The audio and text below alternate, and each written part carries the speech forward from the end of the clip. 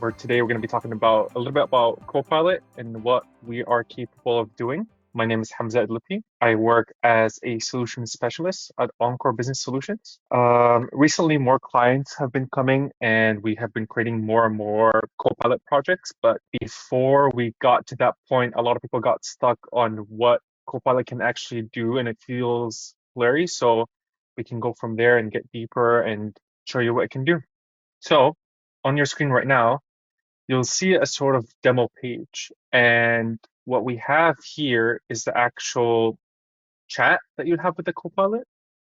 The difference between the Copilot that you'd have normally and that you'd customize is the ones that you'd have internally in your on your computer or when you just look it up and look for Copilot. The difference is the Copilot that we have here connects to D365. Now, specifically, we're going to go into D365 sales and how it connects to it.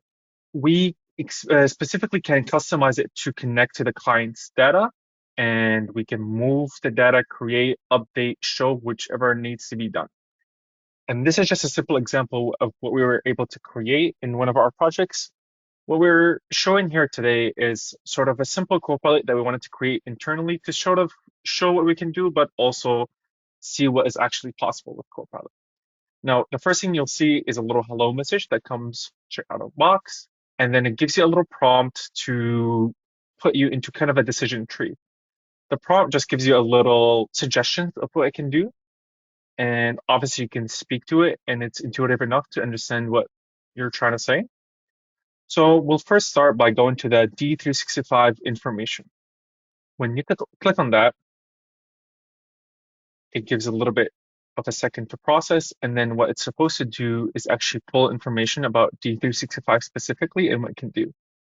Now, as you can see, it gives you a little bit of an overview, features, but it specifically talks about D365 sales. Now, if you were to ask Copilot normally, hey, give me information about D365, it gives you about all the different, FNO, BC, but we customized it that it shows you the pricing options, the key features, some overview, and additional things you can add. Right here, you see a little reference. So instead of going to the internet, we actually give it a knowledge source. So that's one of the things you can add, a knowledge source. So a knowledge source can be different things from a document to a website to whichever you want it to be. Whether that is something that internal, insurance policies for a company, you can throw in there and it can give back the information, or whether it can be your internal website that you have or an external website you can have. Instead of people exploring it, you can have a little chat on the side and has all the information they would need. It does a much better job at searching than they would normally exploring the website. Now, the next thing it shows you is Speak with Agent. Now, what that does is it connects to something called Contact Center. That's also within the Dynamics umbrella. And what it does is actually gives you a contact center that it can speak to a real live agent. Now, we don't have this set up currently in this Copilot, but that's something that can be done with extra licenses and it can be added over. And what that becomes is that you can transfer to an agent and you can do a bunch of different things. In the contact center, it does a lot of cool things. One of the things can be chat management, where it doesn't just give to the first agent that you have available. It can have certain rules that you set. It's based on permissions. It doesn't just go to anybody. It's the people who you give permissions to. And it can open up in sort of a dynamics web link, or you can actually add it to Teams. So whenever someone, or let's say an external source, tries to open a website and wants to transfer to an agent, it can come as a Teams message to one of the designated agents that you have set. It's very cool if you want to have an internal or external support team. Last thing we have here is a service identifier tool. So the hope of this Copilot was that we wanted to put it on our external website. One, to demo what Copilot can do, and two, to kind of shorten the process of finding out what's the correct licenses and product that you would need. One of the first things we ask as a pre-sales architect is the sort of questions you would need to know for how big the tenant is and what the company looks like. So we kind of had to streamline that and add these questions in to do that job for you.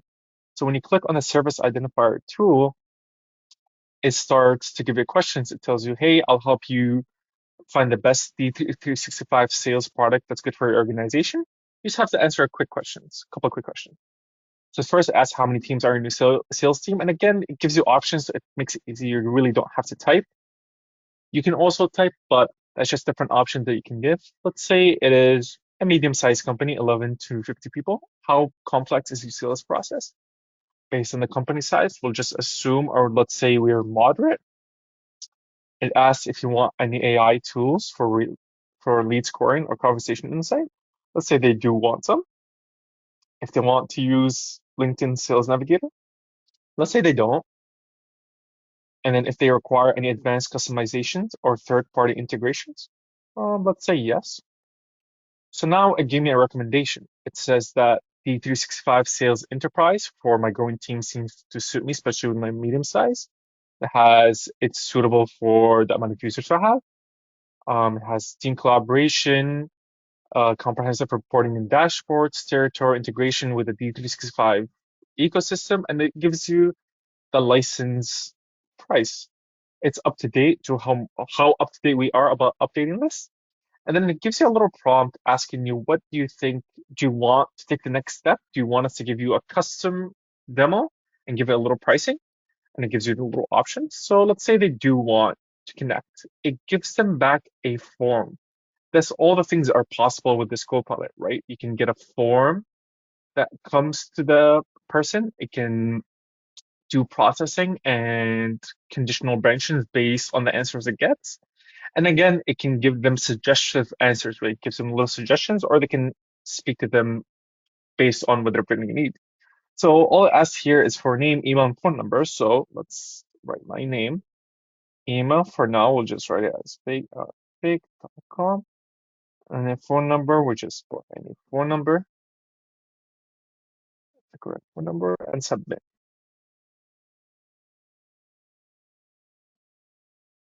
The processing time changes based on how complicated the process in the background, but it usually doesn't take more than a couple seconds. So it says that your information has been received. A sales rep will reach out to you shortly. Now, in the beginning, I talked about how we can connect this to the Dynamics ecosystem, and that's why I think Copilot is so great. It's not just a little tool they can chat to on the side and ask it simple questions and drop a document. It can pull information from what you have in your already existing Microsoft tenant. So what we actually have is that this Copilot, when we created it, it's connected to our sales environment. So if you open our sales environment and you go under leads, you see there's a new lead that was created. Now, the new lead that was created just now by the time we recorded this, it says it puts a name as Copilot lead, which is reset in the background, and then puts the name of the user that entered it in, which is my full name, the phone number I gave it, the email I gave it.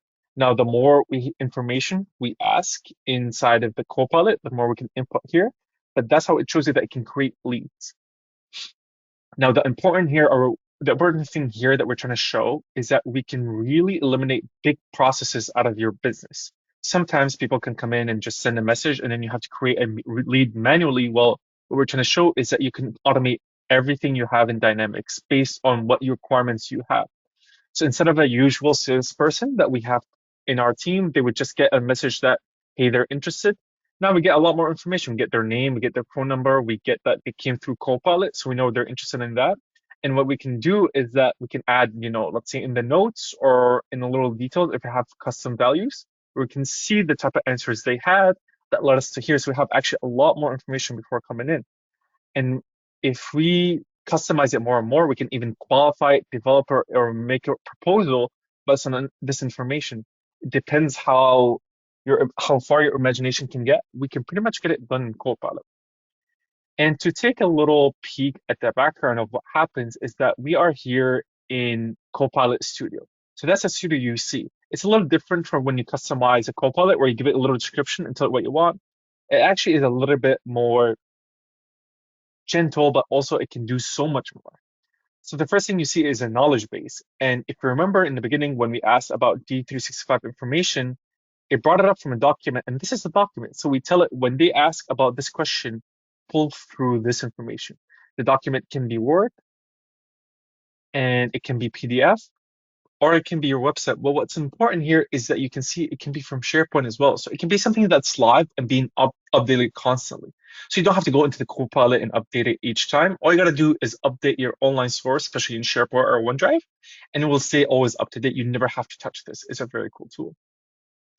Now, next to show you how we got here, where we go through topics. So topics is actually where you can customize it to sort of process the information coming in. And one of the things that we'll go through is, let's say we go through the service identifier tool. So that's a topic that we created manually, and that's how we actually got through that tool. So remember the message, it gives you a message in the beginning when it is triggered. But also the type of things it can do in Copilot is shown here. When you click the add node, you can send a message to the user. After it is sent, you can ask a question, adaptive card like I've shown, conditions, then it gets really advanced here where you can set variables, you can topic manage where it goes to a different topic, end topic, transfer conversation to an agent, go to sleep, which means pause a bit, or it gets really advanced where you can use different tools and you can connect it to either HTTP request or you can connect it to your Dynamics Dataverse tables. So what we have here is the questions that were asked, then they get saved as a string, and it gets a couple of questions. That's all the questions we gave with a little option set that we can always change. And then it goes into a little condition phase. In the condition, there's a function that says, hey, what type of answer did they give and how does it align? Was it this answer and this answer and this answer? Okay, cool. Then that means you should recommend this for them. And the recommendations are just a message. So the condition here or the brain here is in the function. And then after it is done with that, it comes back to asking another question. So the idea here is kind of like a visual tree where we bring the client to ask whatever they want. We bring them up to whatever condition they want, and then we bring them back in to try to close that lead by asking them, hey, do you want to take that next step and contact with us? If they say no, we go back to just giving them suggestions of different things they can do. Or if they do, then that's when we give them an adaptive card. Now, the adaptive card can be whatever you want it to be. You can design it to be whichever you want it to be, and it gets very custom, very nice. But also, you can match these fields and keep that information in.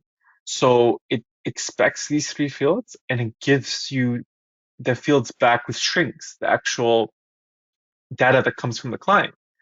And then if it finds that, hey, these information is correct, that's why there's this if statement that tells you, hey, the information is here, we'll then save it to a string, and then it plugs it into a Power Automate. So that's where it gets really cool, where it actually connects to Power Automate, and then the world is your oyster. You can connect it to whichever system you have, whichever table you have, whether it's internally or sometimes externally to some limitations, whichever Power Automate can do.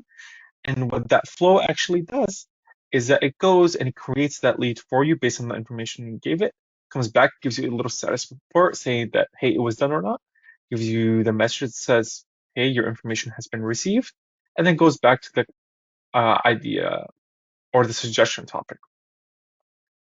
Now, another topic that we had was when it looks for D365 information. Now, there's two options you can do where you can actually direct it into a topic where it looks at the source that you give it, and that's where it comes in as an activity, and it tells you, hey, which data source you want to do.